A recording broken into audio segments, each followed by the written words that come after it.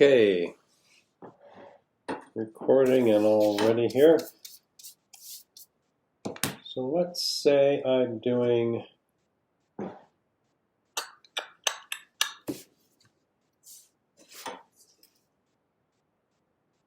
just see. I think I might want to do the 2 point. I want to clean this guy up and I'm going to move this out a little bit. I don't like the depth of this is not quite there. So I think what I might do is just this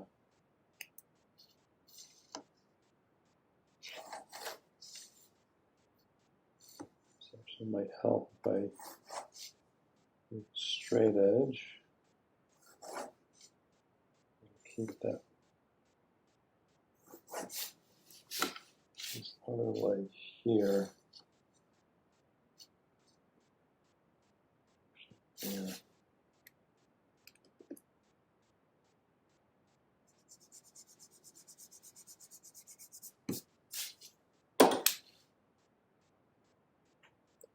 Let's see.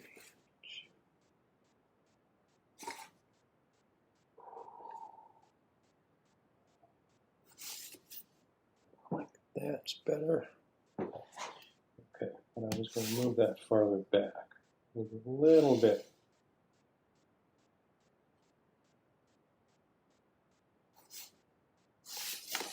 So even just a little bit of extra depth right here.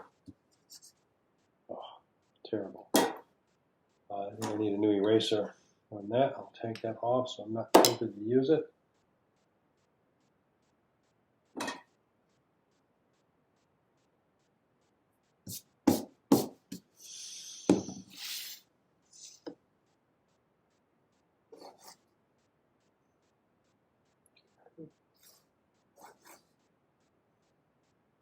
All right.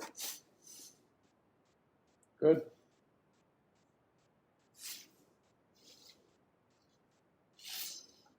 This was okay. Good. So I have my this a little too soft here. It was not not a very accurate angle. All right.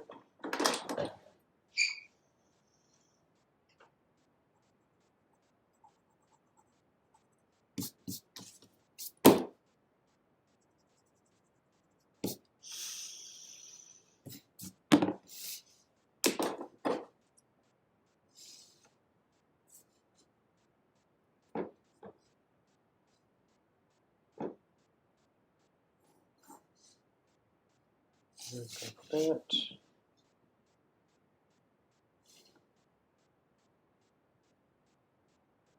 That's too wide. I'll put that there. So this is where cleaning this up helps, because if I put that straight and make this too wide, which means I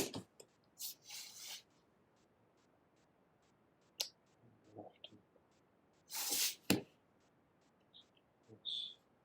speed this up there.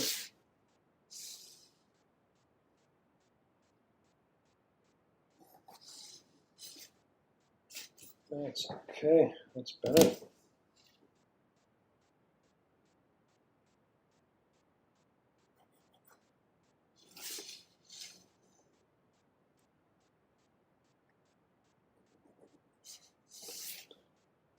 The corner is going to be here. Okay. This is getting a little too. This seems like this sticks out a little too far here. Push that support. Try to put a little angle on my boom here. Okay.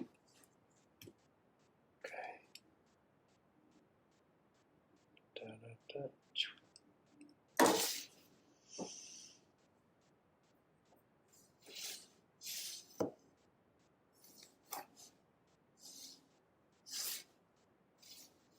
This is my vertical here. Make sure I find the right corner in this thing. So like the depth of the width of the arm is just have to approximate. Which is right there.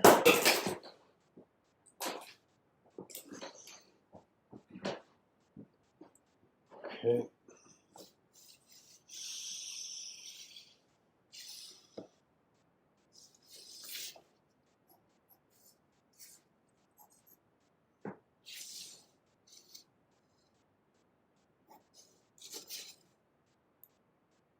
That's okay. This actually looks better. I made it a little bit deeper, not much. This, I think, is probably a little bit too. Maybe a little too wide, but I think that's fine. You can get away with that. It's a little bit,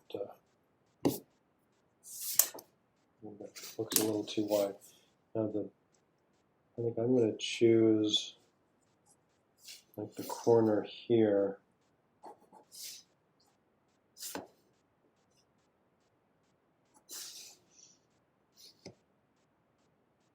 To find the middle of my seat. And from here, up from the vanishing point, and that'll give me that. So don't assume that if I chose this angle, like this view of the piece of furniture, somewhat arbitrarily. It's not identical to the view I'm looking at, and I'm not looking at like I'm not trying to find this view in the like you can rotate the view of this piece of furniture on the website, but I'm not trying to find it. I want to just like I want to practice approximating this. 1, 2, 3. 1, 2, 3. This still seems like it's like maybe not quite wide enough. But because if I'm going to do, but I guess it's a little more foreshortened from the angle I'm looking at. So very easy to think. It's only 2. Good.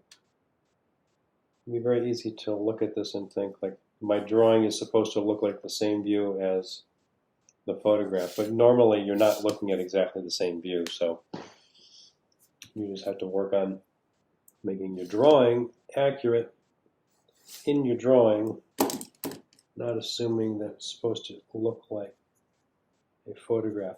The photographer, the position of a photographer taking a picture of a piece of furniture for a furniture company, for a book or magazine, is not likely to be in exactly the same spot you've chosen to draw this piece of furniture at, or the position that you need it to be at for drawing you're making. I forgot. There's an extra edge in here. Good. So like here, I can also sketch in. There's the shadow on that. This has the same like 2. So there are only 2 of these. Oops. There.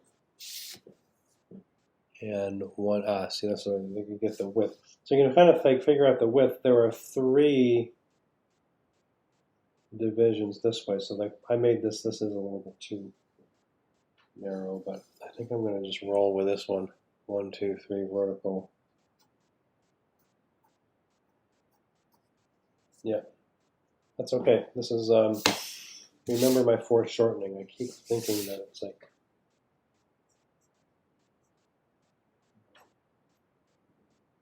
good.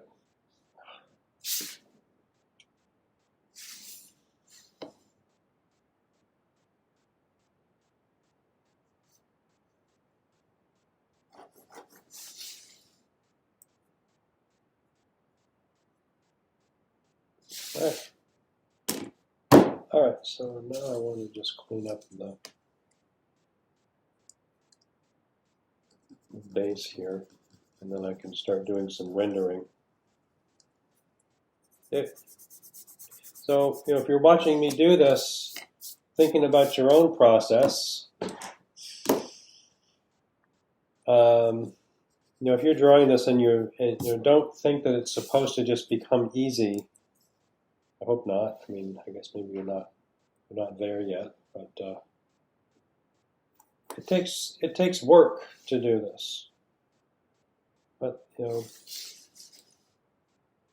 part of the reason I'm going fairly slow, going slowly through this, is that I'm showing you how to do it.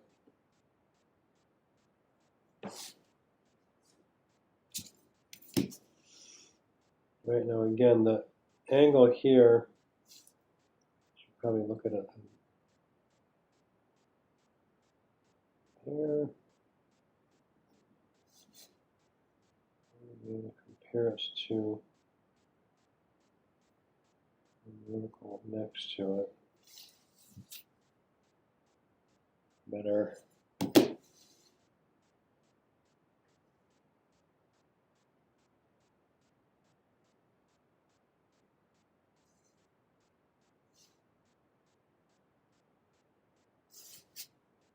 Okay. It's a little bit not straight, but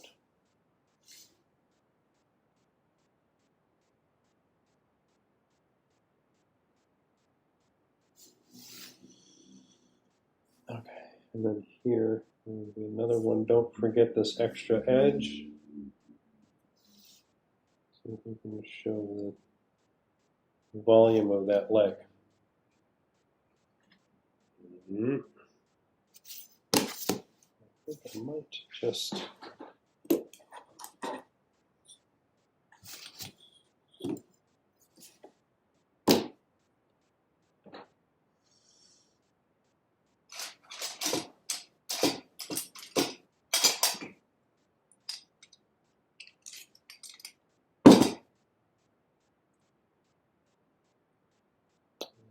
an example out of this, and I won't move it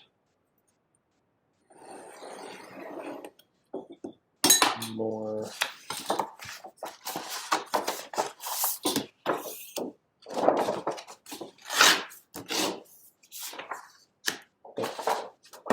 It's too far over. I'll cut off my vanishing point, but I don't really need it so much right now. So I also can figure, I mean, you kind of figure out, like, your vanishing point is, if you've got these edges going this way, you can figure out like an edge like in the middle here, or somewhere else. All right, so now I'm going to clean this up.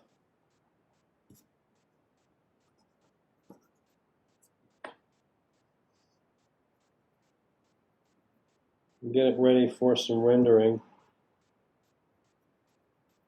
And again, you can see that from the view here, the back, that fourth leg is down here somewhere behind the seat. So don't try drawing it. It's not visible. And a little extra there.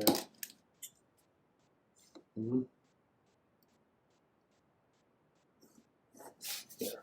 You can see the metal frame of that, and that is not right. And this is just, I don't want this one angled out here.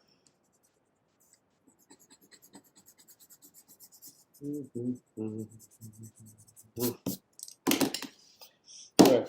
So if I put this down here, if I'm trying to draw verticals, if I can see on the left side of the scale that it's about straight there, then I can try this. And some point of reference for keeping it, drawing the verticals parallel. Yeah.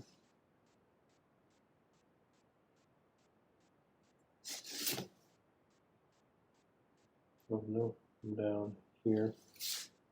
That's the back dummy.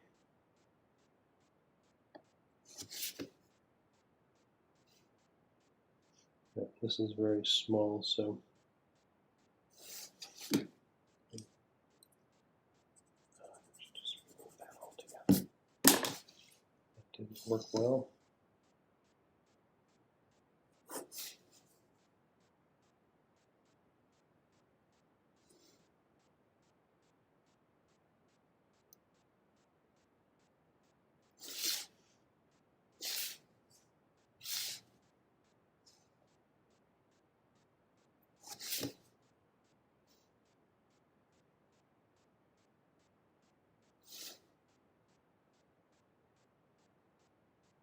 That's better. Okay, well, close enough. Good.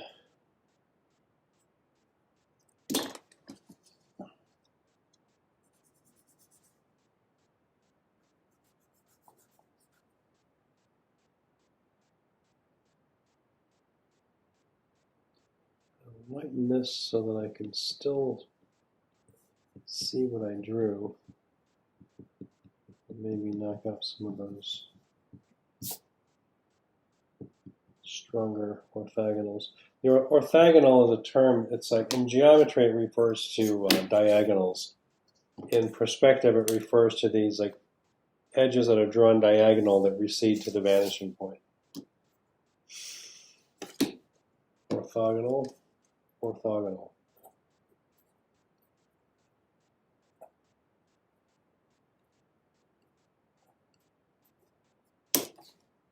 There.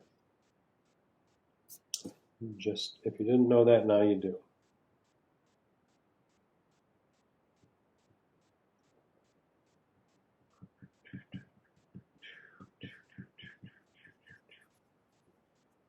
Good.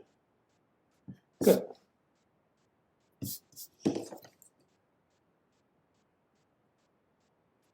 Back. Just like that. Okay. And actually, this is a little, looks a little too wide here. It's kind of tough. The bottom, you know, the bottoms of these legs are very challenging. Estimating the depth of that, and also making sure that, like, you do draw to the vanishing point this way, and then to the vanishing point this way for the little. Can you zoom in just a little bit? What's that? Can you zoom in just a little bit?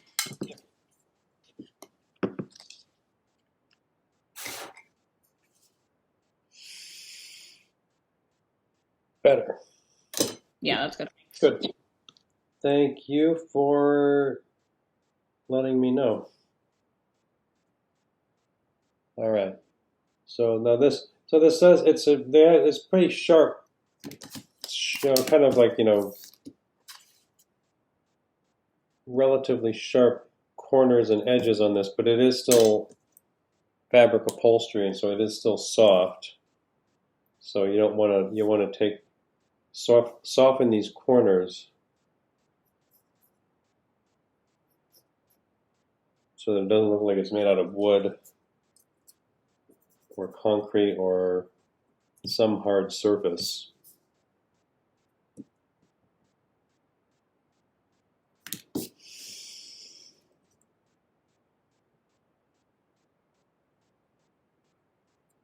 All right.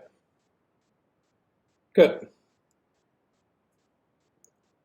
I can see a little.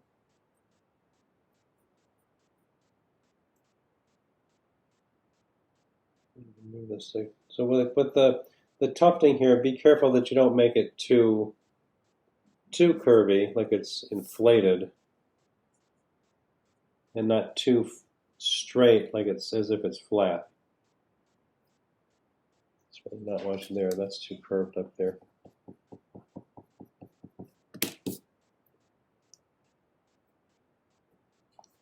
Okay. Yeah, it's gonna be.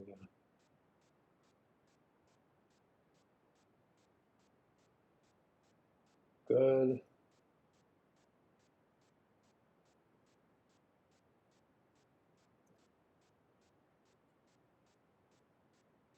here, this is.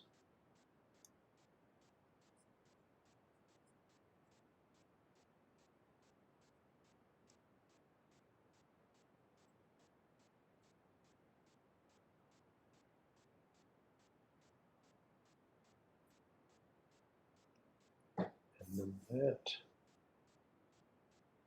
a little bit of a curve on that. Good, so those little fine details help. Now, I think what I would like you to start off with, I think I mentioned inking in the assignment description, but sometimes the inking is, I would say, like, inking is not always necessary, and if you make an error with the inking, you can really goof up some good drawing that you've done. So try this first.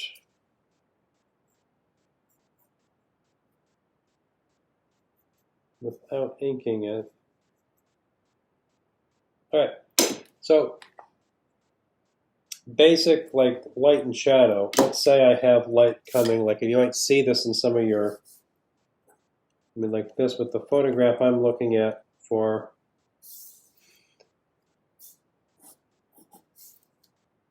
the settee, the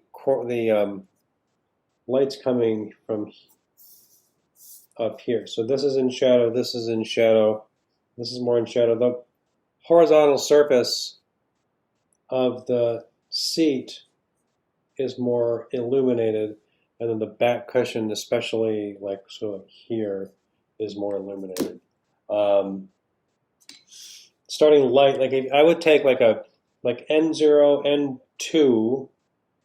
This is an N1. I know this is an old N2, but I have this old like a refill of N1, so I just put it in this one. Here. So with the brush nib, if I just brush down, that's done for the moment. There. The lighter values are very forgiving. If you need to fix something or correct it, starting light is a very good idea.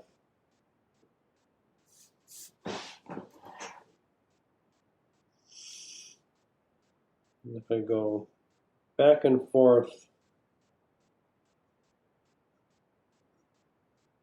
it can help to minimize the striping. Don't worry about getting all of that. Like you can see, like when you use the marker,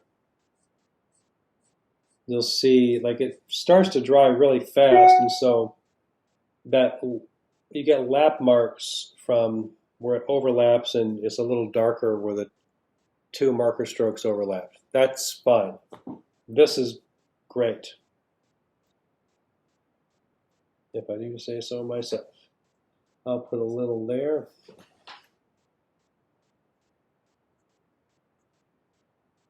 There. Just going to go right across the whole thing. It can look weird if you try to, like, I think with the first one I did, I tried like the individual panels. This is, the scale of this is a little too small to really need to do that way.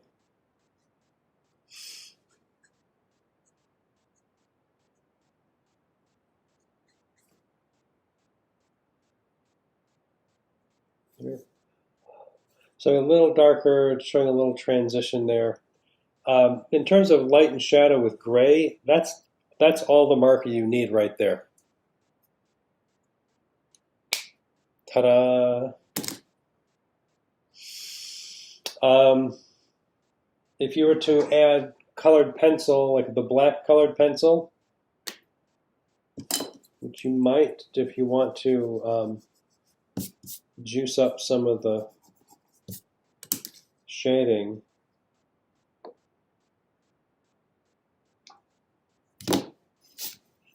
Use the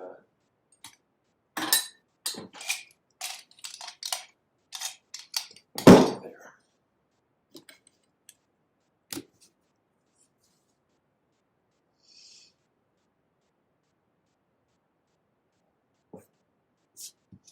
black colored pencil.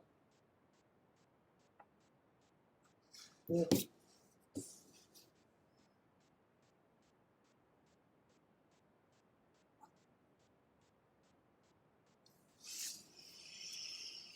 All right, and I see this is a little darker.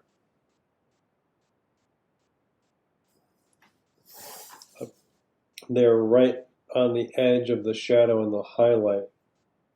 Just sort of like brush this down, like sort of pull it down. When I do this, I'm lifting the pencil as I make the marker stroke. I've got my hand resting on the paper so I can stabilize that. That's what I'm doing right there. And I kind of already made a fade with the marker just by doing the same kind of a marker stroke where I lift the marker as I pull it down or over, depending on which direction I'm drawing. Secrets to marker rendering. And then if I want to really push the contrast, I can go back over the pencil.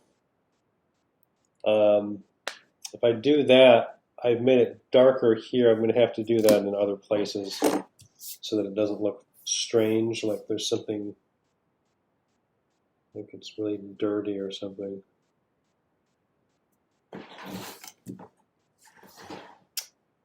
going to do a little edge there. I'm going to keep this sort of soft on the corner, but hold that like that.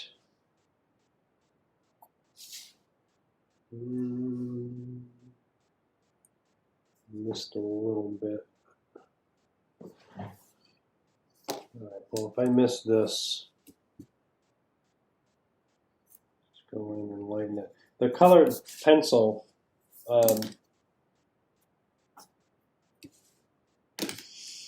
can be difficult to erase. And actually, you can't really get rid of all of it. You can lighten it.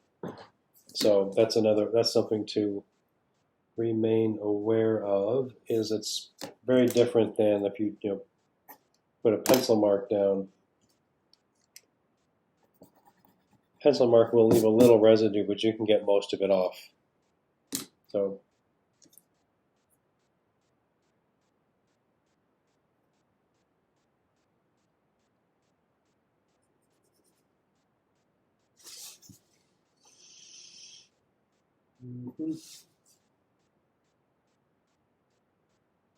all right.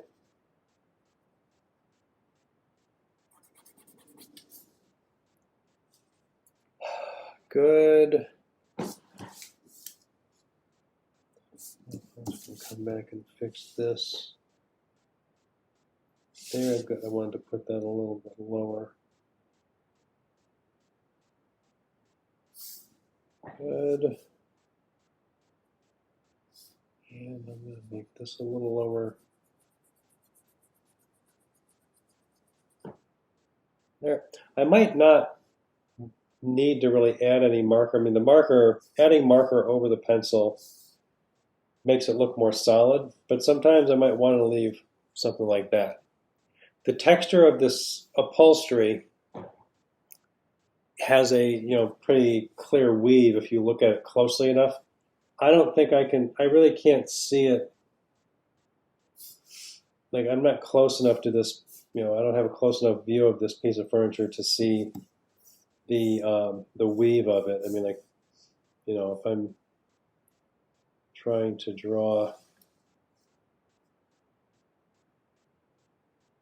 the weave of that fabric upholstery, if I were close enough, I might do something kind of like this, lightly, not too strong. I might use graphite pencil instead of the black colored pencil. If I do this.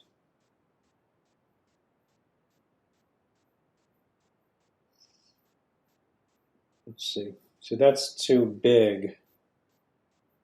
It's not that coarse of a weave. Let's see if I can make that look right, though. Yeah, it's going to look like it's upholstered in burlap or something like that, which would be horribly uncomfortable.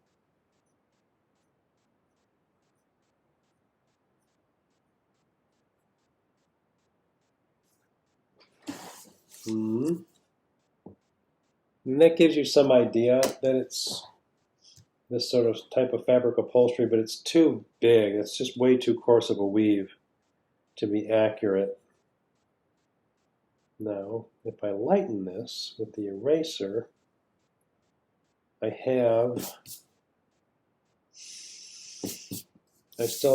now have the residue of that fabric. I might be able to rescue this.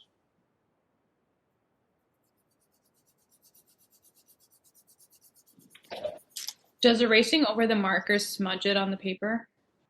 No, actually, once it's over, like with the marker, like the marker is sealed in, the marker dries really quickly. It's got an alcohol-based medium.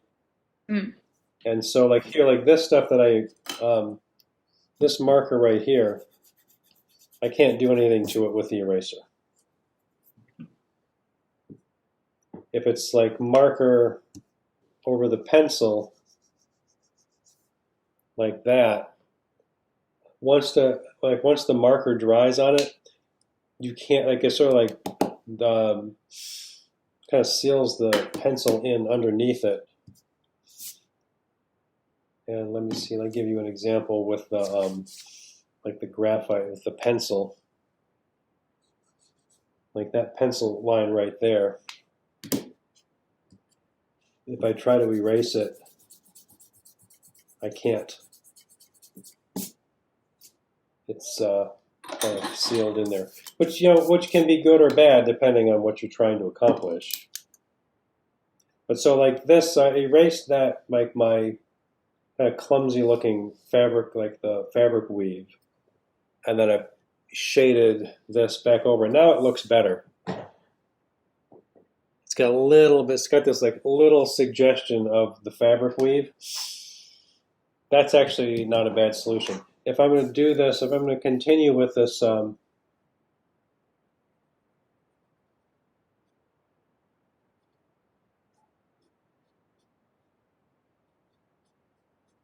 might let it stripe a little bit.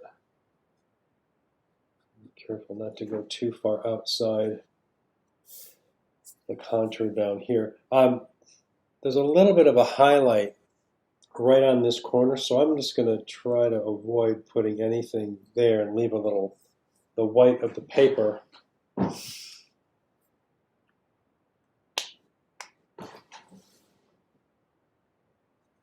Right.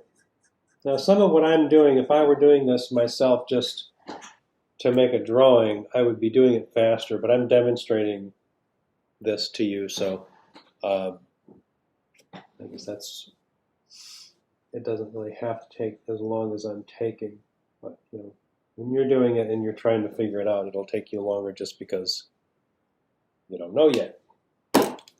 No.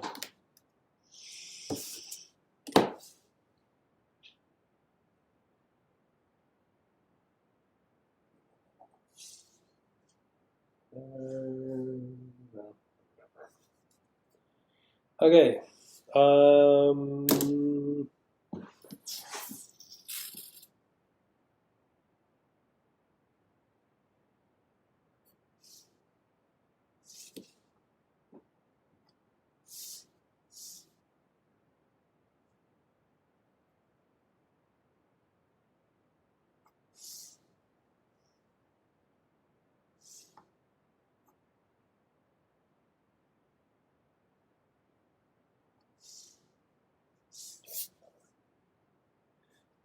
So bad.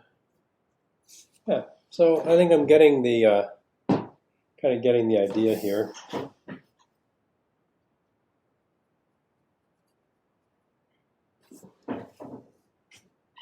Uh-oh, Joey's awake. I'm just trying to figure out where I'm at.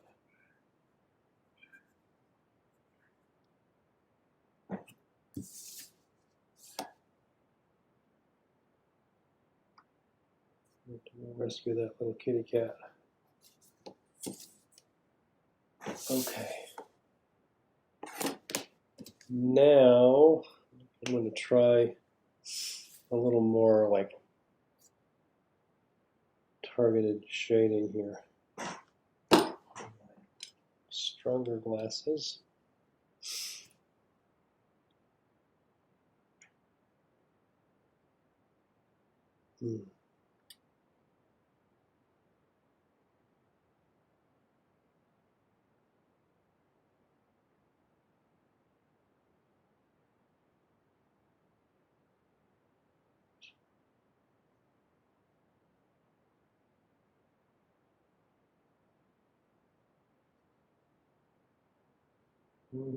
Good.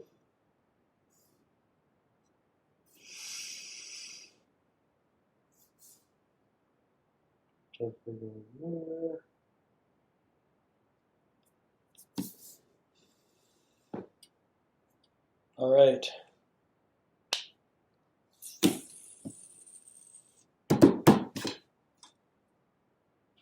this up a little bit. Let's see what I got. Sometimes you just got to come through here and lighten up some of the pencil and see, like, if you take all the pencil out, I'm trying to avoid, I don't want to take everything out, but I know there are areas where I've like gone over it with marker and the colored pencil, and I want to check to see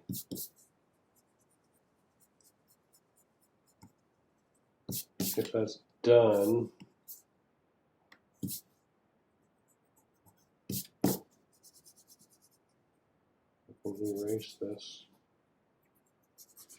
That's kind of nice. So, yep, there, I think I want to put in this there. Yep.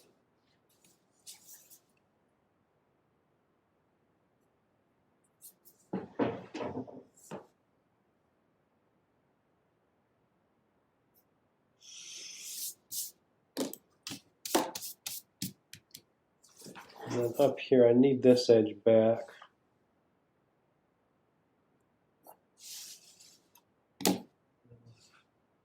Strengthen that. So some of my closer edges here that are bigger, I might want to put a bolder line weight on it.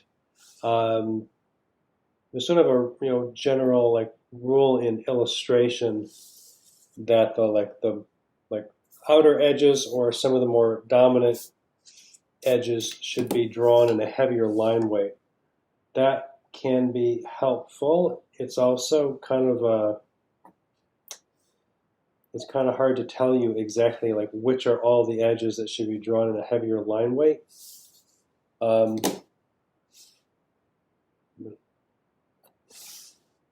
little variety also can be kind of nice in this, so give it some.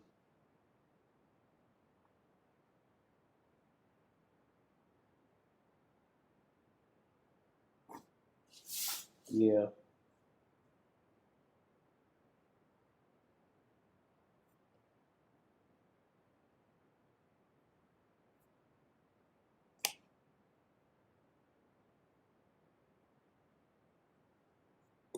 Yeah, too much. This is too much of an outline there. You can erase this. That's good.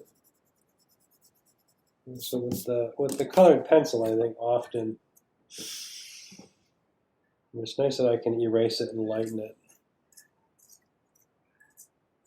Come back. I might need to come back with this.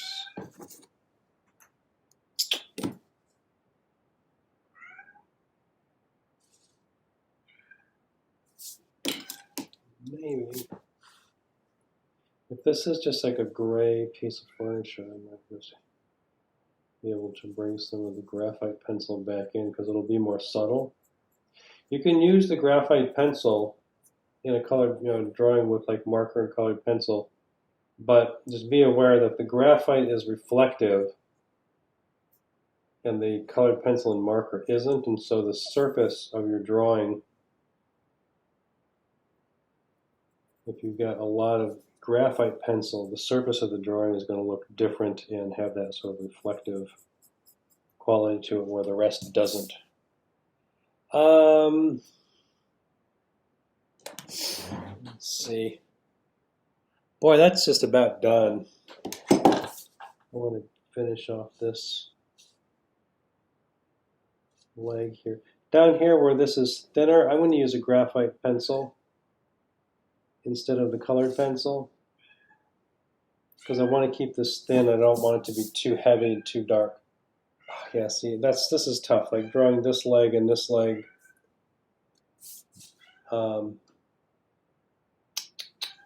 Yeah, I think that needs to come in like maybe like angle in or. Oh well. Trying to make it perfect. I know the feeling. I know why you want to make it look perfect because I want to make it look perfect too.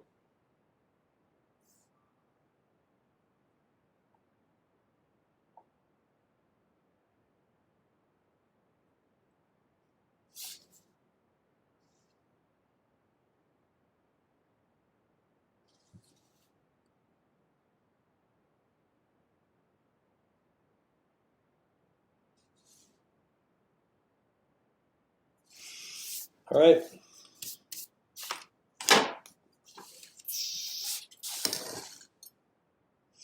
All right. Does that help with adding marker and pencil? Yep, it does. Yes.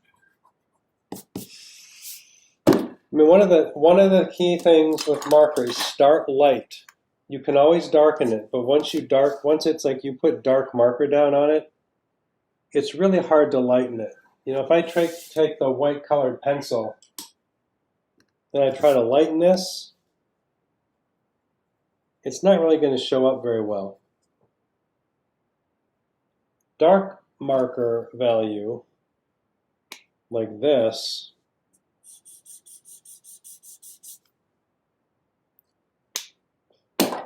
or this,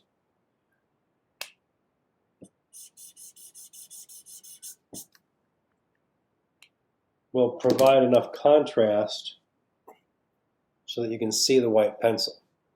If I do the same mark there, I can see a little bit, but not that much. On the brown, I can see it better too. And I might even combine like if you take like a N4,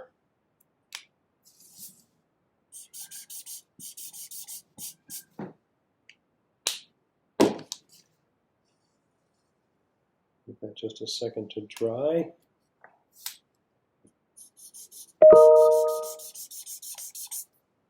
You can see what that does to the brown. Put a gray base down if you need to darken something. The reason I ask you to get a limit, like I suggest a limited range of these colored markers, is I want you to mix colors so that you're not buying a ton of them. I also want you to learn how to manipulate like this is just the same color, darker value. It's got the gray on it. If you try darkening brown with a different brown, it might make it darker, but it's also going to keep it very saturated.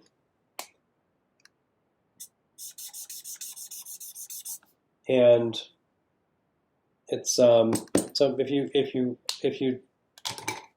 don't use grays to just like knock the value of it down to a darker value, you can end up making things look too saturated when you don't mean to. And by saturation, I'm referring to the presence of color. And shadow is a lowering of saturation. Darkening with another color it keeps the saturation higher. Okay, now that also, the white pencil shows up really nice and clear on that. You could even do like a fade off of it to show a transition on a curving surface that's dark, like showing light, like hitting some curving surface. Here I'm relying on the paper. If it's a light object, I'm relying on the paper to show me highlight. Good. Yeah, see, I got a little bit of this sort of bleeding over onto the light surface, but that's okay. I'll just say that's sketchy. All right, and then shadow underneath here, the object, like if you say the object is like, here's like directly below it is this spot. Right there. If my light is here, I probably have my shadow come out a little farther this way, and also like all of this part of this, like the back and these like cushions are also blocking light. So I'd probably like make my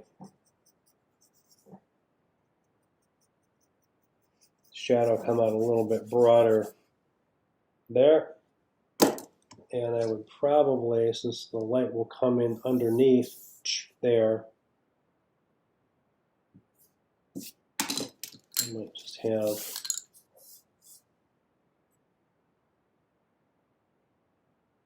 a little shadow like there. So some of the light would get underneath it right there, since the light's coming from that direction. But there are ways you can plot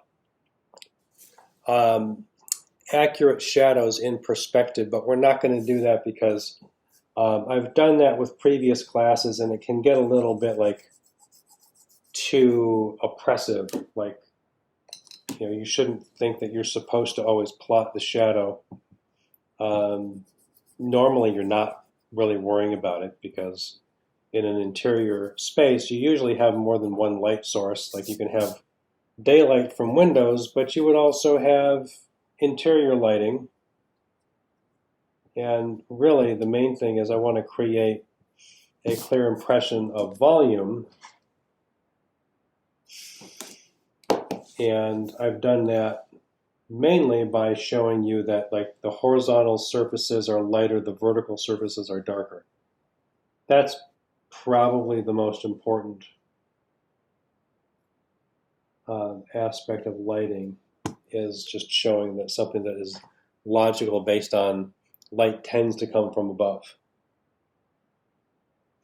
Now this pencil is just kind of sloppy, but I wanted to show you that in a changeable material.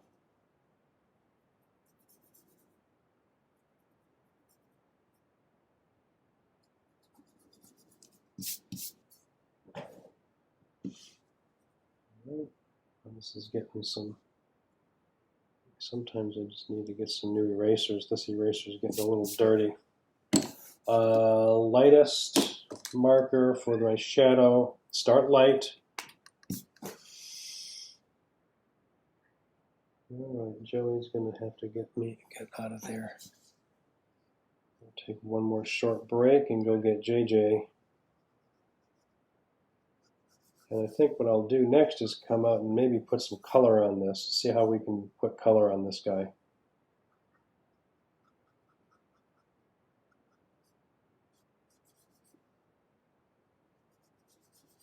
All right, I'll keep my shadow.